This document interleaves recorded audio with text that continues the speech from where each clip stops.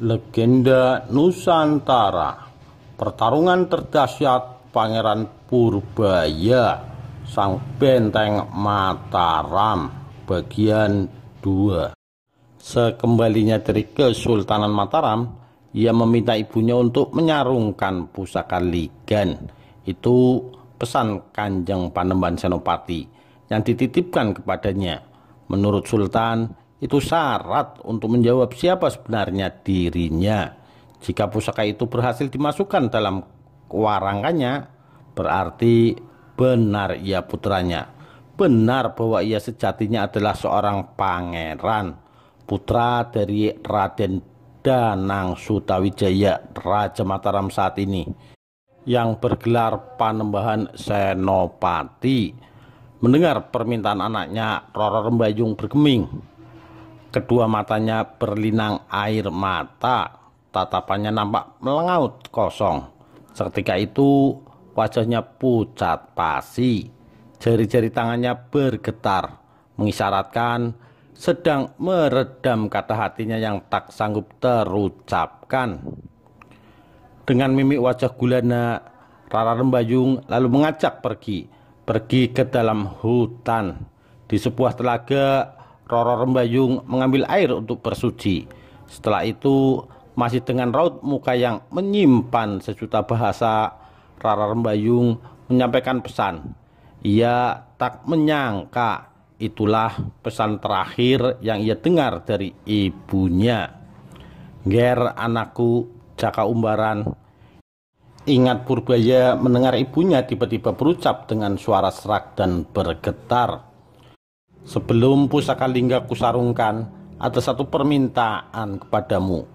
Kelak apabila engkau telah diakui anak dan telah mendapatkan ganjaran dari Sutawijaya, tolong jangan sampai engkau pernah lupakan pepunden ibumu ini." Pintanya. Permintaan itu disampaikan karena Roro Rembayung sadar dirinya hanya seorang wanita biasa, wanita dari desa Giring, wanita yang bukan dari terah keturunan raja. "Iya, Ibu." "Baiklah." Terdiam sesaat.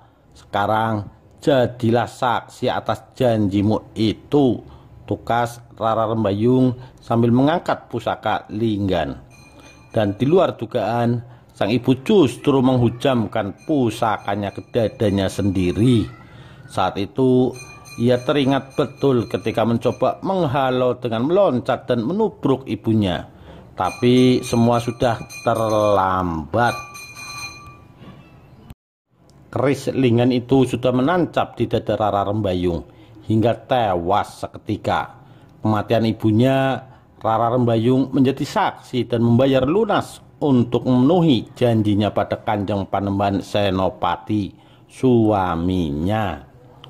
Usai memakamkan jasad ibunya, ia tidak langsung menghadap Panembahan Senopati. Hatinya yang rapuh karena ditinggal ibunya dengan cara tragis, Purbaya merasa bersalah. Semua ini terjadi karena dirinya. Di saat itulah ia memilih mencurahkan hatinya kepada kakeknya, Ki Ageng Mangir. Setelah mendengar apa yang ia ceritakan, kakeknya berujar, "Ketiwasan cucuku, kakek tahu perasaanmu, tapi ketahuilah, jodoh dan pati seseorang semua sudah menjadi titahing Gusti Kang Maha Agung. Tak usah engkau sesali dan ratapi apa yang telah terjadi. Apa yang dilakukan ibumu semata-mata demi cintanya kepadamu," ungkapnya lirih dan pelan. Setelah mengatakan itu, kakek Mangir berusaha bangkit dari tempat duduknya dan berjalan dengan berpegangan ujung meja. Usianya yang tergolong uzur nampak bergetar saat menyangga beban badannya saat berdiri. Di depan jendela, kakek berhenti. Dibuka kedua jendela rumah tua itu.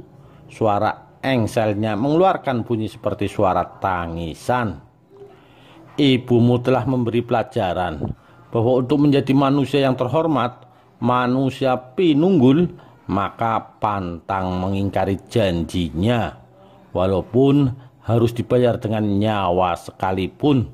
Jelasnya dengan pandangan mata masih ke arah luar jendela.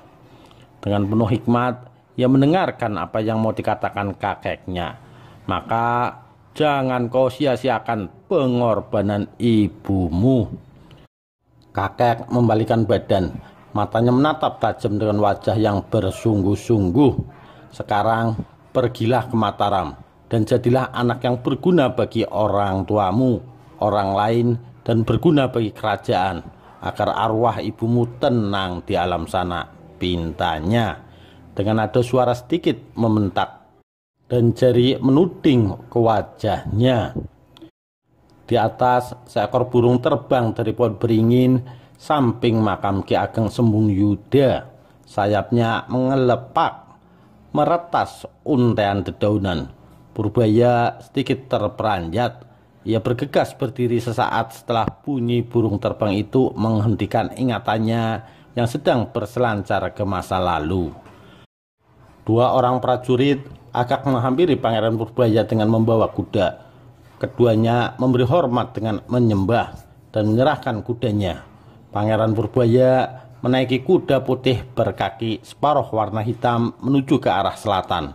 Dengan ikat kepala hitam wulung, pusaka terselip di pinggangnya, dan kumis tebal yang menghiasi wajahnya.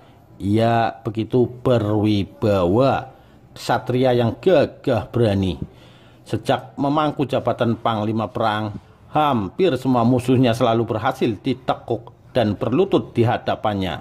Semua dipaksa menyerah tanpa syarat. Purbaya menjadi tokoh paling ditakuti lawan. Bukan saja sosok ksatria dengan ilmu kanuragan yang tinggi dan tak terkalahkan, tapi juga karena memiliki taktik perang yang licin dan mematikan. Strategi perangnya sulit dibaca, selalu memiliki keputusan dengan tiba-tiba yang mengejutkan, keputusan yang membuat lawan terkecoh dan selalu mati langkah di medan laga. Pangeran Purbaya, si Banteng Mataram julukannya.